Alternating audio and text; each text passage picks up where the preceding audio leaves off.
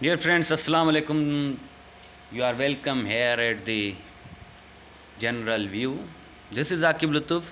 Today we will talk about the contract law, and the Contract Act of the 1872.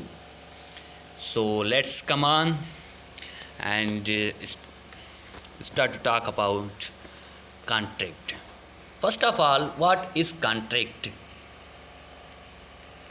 Contract is an agreement.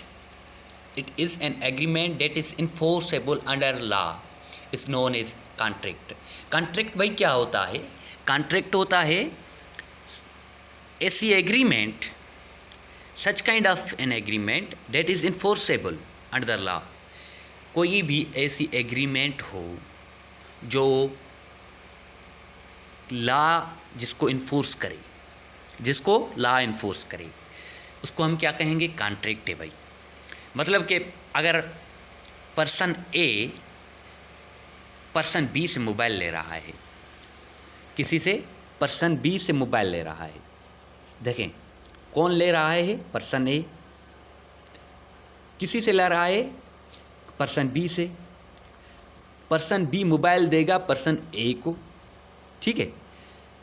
मतलब कि there is the contract between the person A and B. Mobile देना law इसको enforce करता है, अपनी property को cell करने को लॉ इन्फोर्स करता है, लेकिन किसी ड्रग्स को सेल करना या उसे इस्तेमाल करना या उसे हासिल करना, आई मीन बाय करना, तो उसको लॉ इन्फोर्स नहीं करता।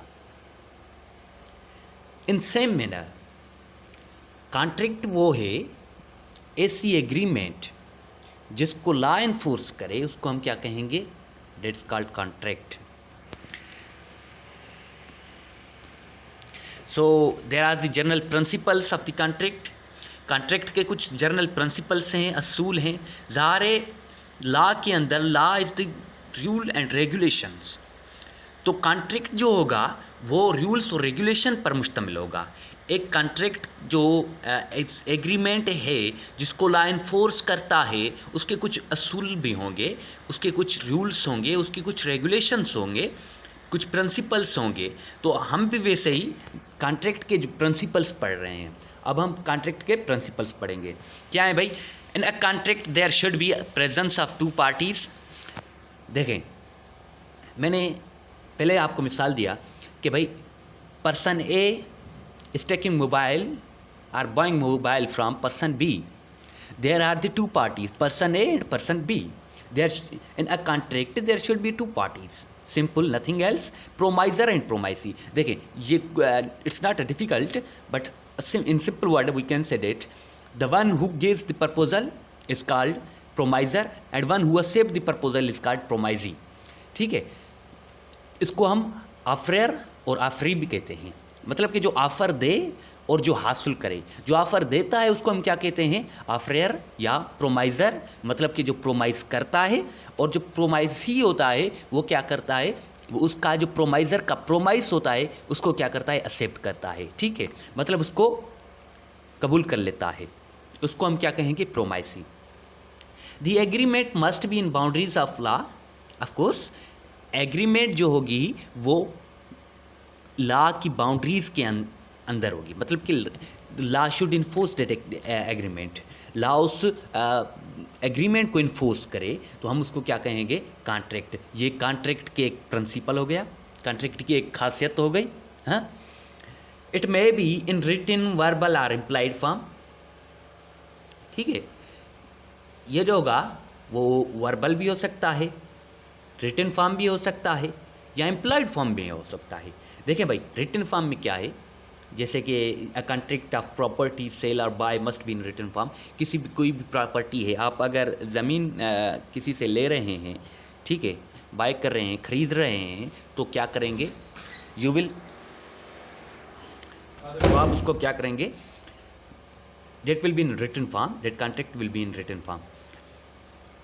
Then verbal means you are going to on a restaurant, there will you will order, that's a in verbal form. and implied form, a pizza order at a pizza at a point, any point may be in oral form, may or may not be in oral form. ठीक है, तो अब हम ये हो गए general principles. अब हैं अ वैलिड कॉन्ट्रैक्ट, मतलब कि कॉन्ट्रैक्ट जो है वो वैलिड कब होगा, वैलिडिटी ऑफ अ कॉन्ट्रैक्ट. ठीक है, मतलब कि यहाँ वैलिड कॉन्ट्रैक्ट है, उसके इंटीग्रेंट्स हैं, मतलब उनके उसके अनासर हैं, एलिमेंट्स हैं, और हम उनको डिफाइन करेंगे कि भाई कॉन्ट्रैक्ट कब वैलिड बनता है.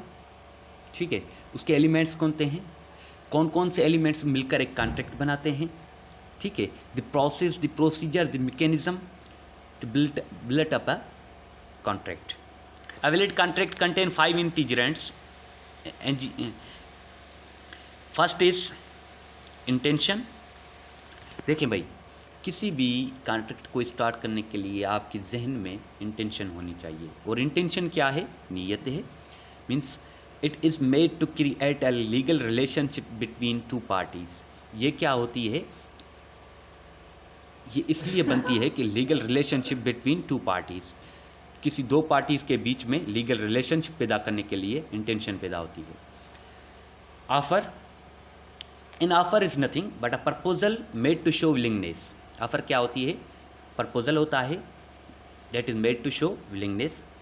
अपनी विलिंगनेस, जो प्रोमाइज़र होगा अपनी विलिंगनेस शो करेगा प्रोमाइजी की तरफ, तो हम उसको क्या कहेंगे, that's promisor is giving offer to promisee. Acceptance, acceptance is nothing but it is the adoption of proposal by promisee. Means you will accept that the promise from the promiser. Whenever promisee accept the promise of promiser, जब promiser का जो promise होगा, अगर प्रोमाइसी उसको accept करता है तो उसको हम क्या कहेंगे, दैट्स कॉल्ड एक्सेप्टेंस. उसके प्रपोजल को एक्सेप्ट किया. कॉन्सिनियस क्या होता है, वो होता है एग्रीमेंट बिटवीन ऑफर एंड ऑफरियर. ऑफरियर और ऑफरी के बीच में without any kind of conflict जो है ऑन एनी एजेंडा, उसको हम क्या कहेंगे, कॉन्सिनियस. ठीक है, कंसीडरेशन होती है. Consideration in simple words we can say promise to do और नॉट टू डू. अगर प्रोमाइज़र